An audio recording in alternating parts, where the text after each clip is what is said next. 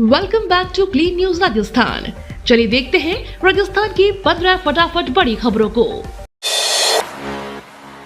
VBG Ramji अभियान में बोले सीएम भजन लाल, कांग्रेस पर तीखा हमला। राजस्थान के मुख्यमंत्री भजन लाल शर्मा ने भाजपा मुख्यालय में आयोजित वीबीजी रामजी जन जागरण अभियान की प्रदेश स्तरीय कार्यशाला को संबोधित किया। इस दौरान उन्होंने कांग्रेस पर जोरदार हमला बोला। सीएम ने कहा कि प्रधानमंत्री नरेंद्र मोदी बाबा साहब डॉक्टर भीमराव अंबेडकर और पंडित दीनदयाल उपाध्याय के विचारों को अंतिम व्यक्ति तक पहुंचाने का कार्य कर रहे हैं। वहीं कांग्रेस केवल सरकार की कमियां गिनाने और जनता में भ्रम फैलाने का काम कर रही है। आयरलैंड में भी होगा जयपुर लिटरेचर फेस्टिवल, पूर्व पीएम लियो वारादकर ने की घोषणा। जयपुर लिटरेचर फेस्टिवल के दूसरे दिन भी आयोजन चर्चा में रहा। फेस्टिवल में शामिल हुए आयरलैंड के पूर्व प्रधानमंत्री लियो एरिक वारादकर इस आयोजन से काफी प्रभावित नजर आए। उन्होंने कहा कि जयपुर लिटरेचर फेस्टिवल अब आयरलैंड में भी आयोजित किया जाएगा। वारादकर ने बताया कि 22 मई से आयरलैंड में इस लिटरेचर फेस्टिवल की शुरुआत होगी। उन्होंने मजाकिया अंदाज में कहा कि बस भारत और आयरलैंड के बीच सीधी एयरलाइन की जरूरत है। दलित ओबीसी छात्रावासों की जमीन रद्द करने पर भाजपा सरकार पर गहलोत का बड़ा आरोप। राजस्थान के पूर्व मुख्यमंत्री अशोक गहलोत ने प्रदेश की भाजपा सरकार पर गंभीर आरोप लगाए हैं।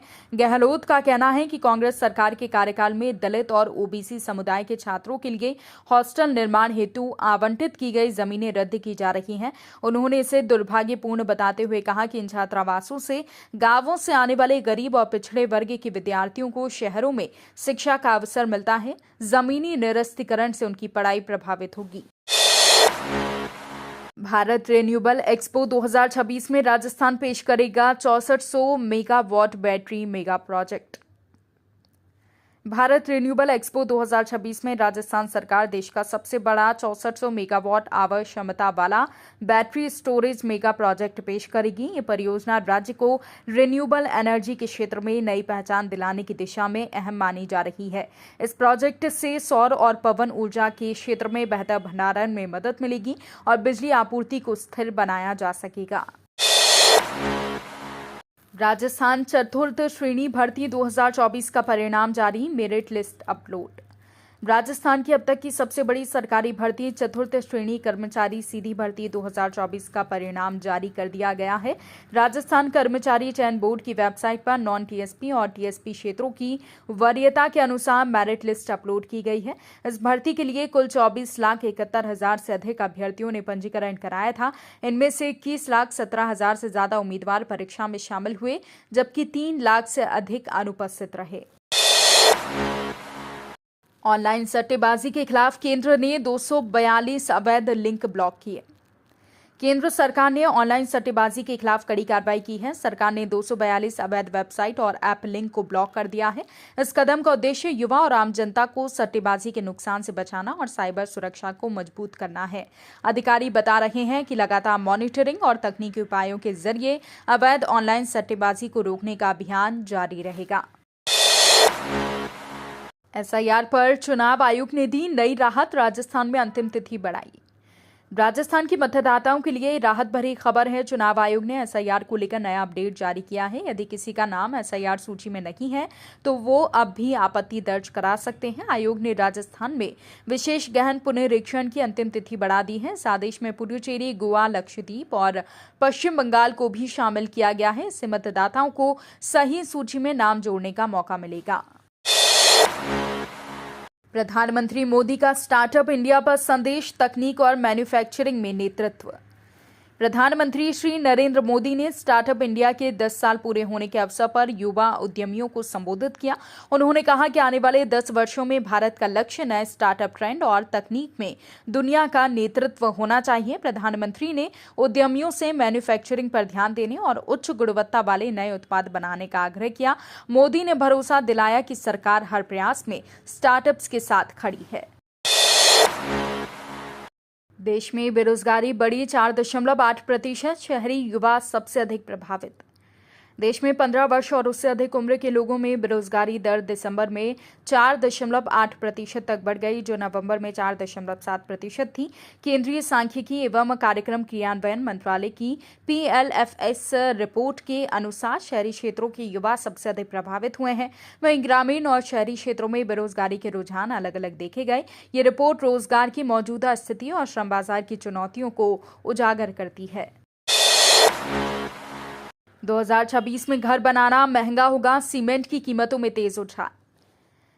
HSBC की ग्लोबल इन्वेस्टमेंट रिसर्च की रिपोर्ट के अनुसार 2026 की पहली तिमाही में सीमेंट की कीमतों में तेज बढ़ोतरी हो सकती है। इसका मुख्य कारण मौसम के अनुसार मजबूत मांग और नई उत्पादन क्षमता का देर से प्रभाव बताया गया है। रिपोर्ट के अनुसार सीमेंट कंपनियां इस अवधि में कीमतें बढ़ाने का प्रयास करेंगी और उच्च मांग के कारण ये बढ़ोतरी बाजार में टिक सकती है। इसके चलते घर बनाने की लागत भी बढ़ने की संभावना है। राष्ट्रपति द्रौपदी मुर्मू 1008 कुंडीय हनुमान महायज्ञ में शामिल हुई। राष्ट्रपति द्रौपदी मुर्मू ने 1008 कुंडीय हनुमान महायज्ञ में भाग लेकर धार्मिक कार्यक्रम में आस्था और भक्ति का संदेश दिया। कार्यक्रम में बड़ी संख्या में श्रद्धालु शामिल हुए और हनुमान जी की पूजा अर्चना की। राष्ट्रपति ने अपने संबोधन में संस्कृति और आध्यात्मिकता के महत्व पर जोर दिया। इस अवसर पर यज्ञ स्थल का वातावरण अत्यंत पावन और श्रद्धालुओं के उत्साह से परिपूर्ण रहा। राजस्थान हाईकोर्ट का फैसला, बचपन की गलती पर अब नौकरी नहीं जाएगी। राजस्थान हाईकोर्ट जोधपुर ने अहम फैसला सुनाया है। कोर्ट ने कहा कि अगर किसी व्यक्ति ने नाबालिग उम्र में कोई गलती या छोटा अपराध किया था तो उसके आधार पर उसे सरकारी नौकरी से बर्खास्त करना गलत होगा। न्यायालय ने स्पष्ट किया कि बचपन की गलतियों को भविष्य में नौकरी या करियर पर असर डालने का आधार नहीं बनाया जा सकता है। इस फैसले से सरकारी कर्मचारियों के अधिकारों और न्याय भावना को मजबूती मिलेगी। कोटपुतली बहरोड की बामनवास कंकर बनी उत्तर पश्चिम की पहली जैविक पंचायत। राजस्थान में जैविक कृषि को बढ़ावा देने के लिए नया अध्याय शुरू हुआ है। कोटपुतली बहरोड जिले की बामनवास कंकर पंचायत उत्तर पश्चिम भारत की पहली पूर्ण जैविक पंचायत बन गई है। इस पंचायत में अब सभी खेत और कृषि उत्पादन जैविक तरीकों से होंगे। ये पहल किसानों की आय बढ़ाने, मिट्टी की उर्वरता बनाए रखने और स्वास्थ्यप्रद भोजन उपलब्ध कराने के उद्देश्य से की गई है। जैविक क्रांति के इस कदम से राज्य में कृषि क्षेत्र में नई दिशा मिलने की उम्मीद है। जयपुर में हीरापुरा बस टर्मिनल शुरू, रोडवेज और निजी बसों का संचालन। जयपुर के लोगों के लिए राहत की खबर है। लंबे इंतजार के बाद अजमेर रोड पर स्थित हीरापुरा बस टर्मिनल अब पूरी तरह से संचालित हो गया है। इस टर्मिनल को राजस्थान राज्य बस अड्डा विकास प्राधिकरण द्वारा विकसित किया गया है। ये प्रदेश का पहला ऐसा बस स्टैंड है जहां राजस्थान रोडवेज और निजी बसें एक साथ संचालित होंगी। इसके शुरू होने से यात्रियों को बेहतर सुविधाएं मिलेंगी।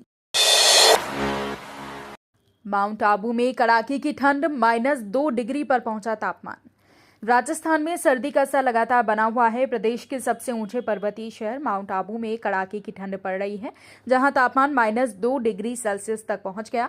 कई इलाकों में बर्फ जमने से जनजीवन प्रभावित हुआ है। ठंड के बीच नक्की झील का नजारा बेहद खूबसूरत नजर आया। नए साल की शुरुआत के साथ माउंट आबू में तापमान लगातार उतार चढ़ाव देखा जा रहा है। राजस्थान पंचायत चुनाव में बड़ी रफ्तार, बस्सी में 42 पंचायतों के 410 वार्ड तय। राजस्थान में पंचायती राज चुनाव की तैयारियों ने बस्सी उपखंड में रफ्तार पकड़ ली है। पंचायत समिति बस्सी की सभी 42 ग्राम पंचायतों के 410 वार्डों का अंतिम प्रकाशन कर दिया गया है। पुनर्गठन, पुनर्सीमांकन और पुनर्निर्धारण की प्रक्रिया पूरी होने के बाद यह निर्णय लिया गया। इसके साथ ही क्षेत्र में राजनीतिक हलचल तेज हो गई है। उम्मीदवार एवं पार्टियों की रणनीतियों पर जोर बढ़ गया है। बीसलपुर बांध में रिकॉर्ड जल आवक निकासी, 2016 का 8 साल पुराना रिकॉर्ड टूटा। राजस्थान के प्रमुख जल स्रोत बीसलपुर बांध में पानी की आवक और निकासी ने नया रिकॉर्ड बना दिया है। बांध में इस बार जल प्रवाह ने वर्ष 2016 का 8 साल पुराना रिकॉर्ड तोड़ दिया। लगातार बारिश के कारण बांध का जलस्तर तेजी से बढ़ा, जिससे नियंत्रित रूप से पानी की निकासी की गई। जल संसाधन विभाग के अनुसार ये स्थिति जल आपूर्ति के लिहाज से राहत देने वाली है।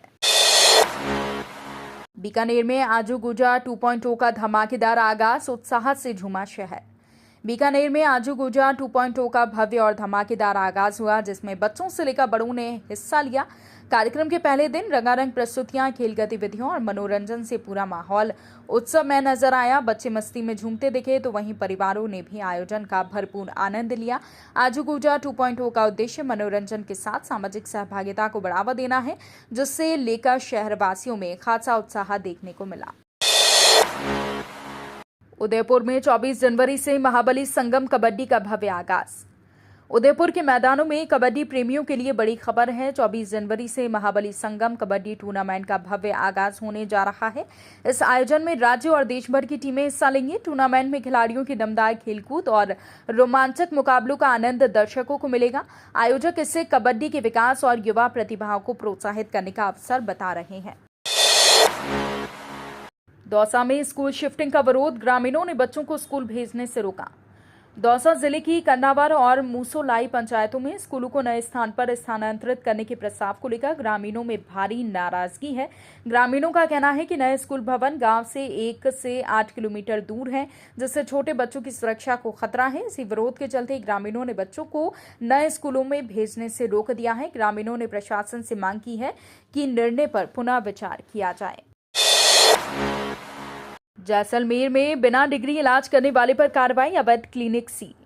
जैसलमेर जिले के खुईआला कस्बे में चिकित्सा विभाग ने बड़ी कार्रवाई करते हुए एक अवैध क्लिनिक को सील कर दिया है। ये कार्रवाई सीएमएचओ डॉक्टर राजेंद्र कुमार पालीवाल के नेतृत्व में की गई है। औचक निरीक्षण के दौरान फिरोजपुर निवासी विक्रम सिंह को बिना वैध डिग्री और पंजीकरण के मरीजों का इलाज करते हुए पाया गया।